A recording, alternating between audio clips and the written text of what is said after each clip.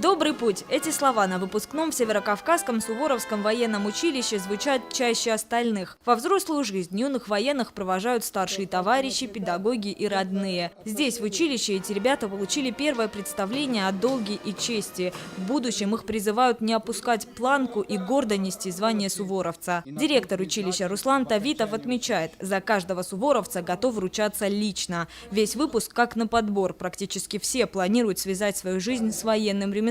Каждый из них готов к защите Родины, говорит полковник Тавитов. Педагоги приложили немало усилий, чтобы вырастить достойных военных.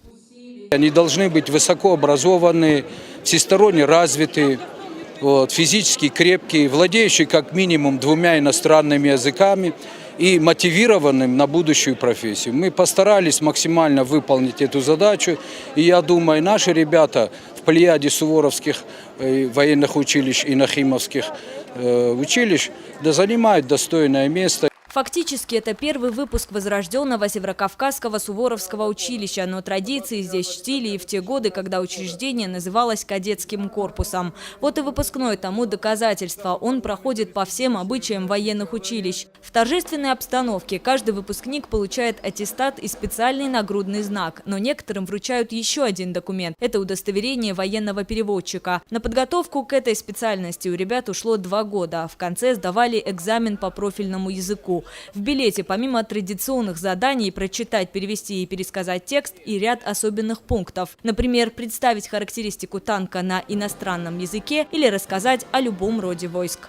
Конечно, было нелегко. Мы 2 года, считай, ночами не спали, готовились к этому экзамену. И вот на сегодняшний день это очень даже перспективно иметь квалификацию военного переводчика. И в дальнейшем она помогает при службе. Самый торжественный момент – ритуал передачи знамени. Выпускники вручают стяг младшим товарищам с наказом также уважать и чтить алые погоны. А уже затем маршем все суворовцы проходят по плацу. Выпускники прощаются с оставшим родным домом училищем. По традиции в этот момент вверх летят монеты. Самое сложное было привыкнуть здесь оставаться. Как-то первое время было очень тяжело. Но потом, когда мы узнали друг друга, уже как-то приспособились к этому, и уже стало легче нам. В основном буду вспоминать, как мы, наверное, подружились со всеми, как провели все это время вместе. Также, наверное, буду вспоминать учителей, воспитателей. Выпускники Северокавказского Суворовского военного училища всегда отличались особой храбростью. За всю историю здесь воспитали свыше 1000 офицеров и генералов. Из этих стен вышли более 50 героев Советского Союза и России. Эти ребята в будущем тоже дадут повод гордиться ими, уверены их педагоги. Именно они станут примером для тех, кто хочет стать новым поколением суворовцев. Яна Гагиева, Михаил Безуглов, Осетия ТВ.